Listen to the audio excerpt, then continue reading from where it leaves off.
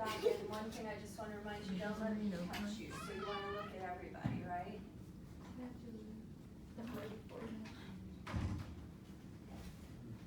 Did you get I will fight you. Do it. This is recording. Well, I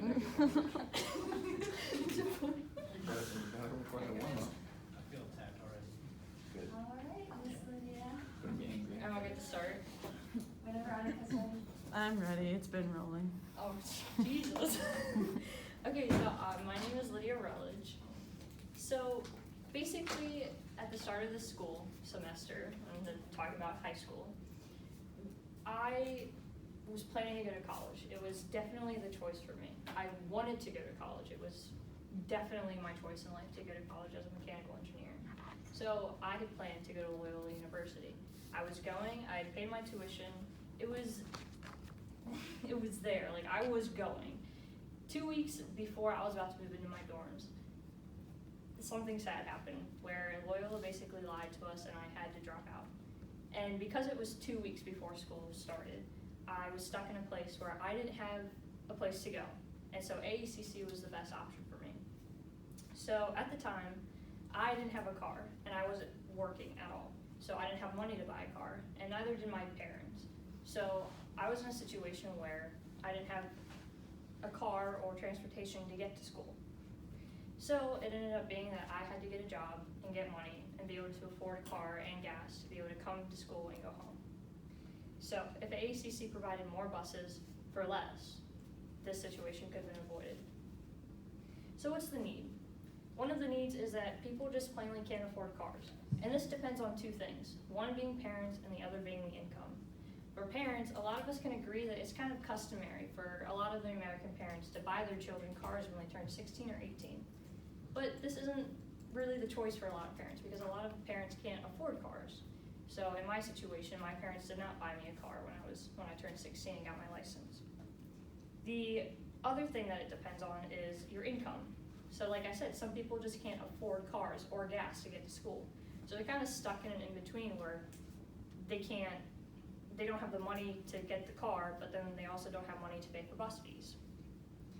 So going into bus fees, the bus fees for this school is by MTA, the Maryland Transportation Association. And it's $2 every way, or $50 a month. So a lot of us can agree that $2 for someone who's struggling financially, even having that in cash is a big deal. So spending that is also a big deal.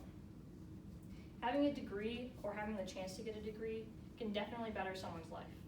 And so I feel like just because you can't get to school doesn't mean you shouldn't have the chance to go to school. So why is it a need?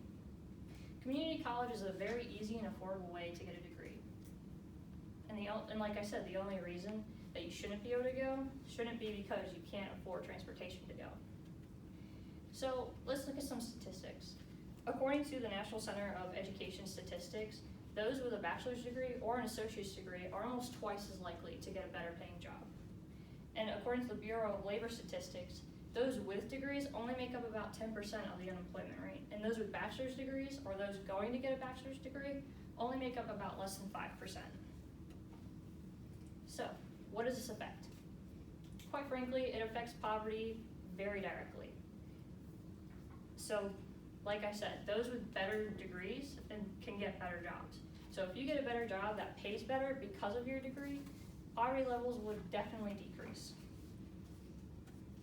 So, my next point, providing more buses. We talked a lot about paying for buses, but what about providing more buses? So, for my situation, I live in Cape St. Clair, and it is a very weird in-between place between Annapolis, which is the closest bus stop to my house, and the school itself. So I live 15 minutes each way, so it's definitely a different scope. So even if people can afford the bus fares, like in my situation, I don't live near a bus, so there's no way I can get to school or take a bus to school because I just don't live near a bus stop. So why is it not a need for some people? Well, according to our class survey, 5 out of 14 people said that it is not the school's responsibility to provide buses. And some people even said that if you can't afford buses, you just plainly can't afford school. So that begs the question, who is responsible? So 9 out of 14 people said that it was the school's responsibility to pay for our transportation. You know, we pay for the tuition, why can't they pay for our buses? So the main two questions that this arises is, does AACC want people to come to their college, and do they want it to be affordable? So, what can we do? There's two options for this. One is that we can all sign a petition, and I can take it to the dean of school and basically say that we can use financial aid that people get from FAFSA or some other type of scholarship foundation, and use that to go towards school, buses. So like it does for the bookstore, we can do it for buses as well. My second one is that we can all join a small group and talk, and go to the MTA and talk to them about providing more buses at places like high schools where people live close to them and can get to them. And so then we can provide better buses for less.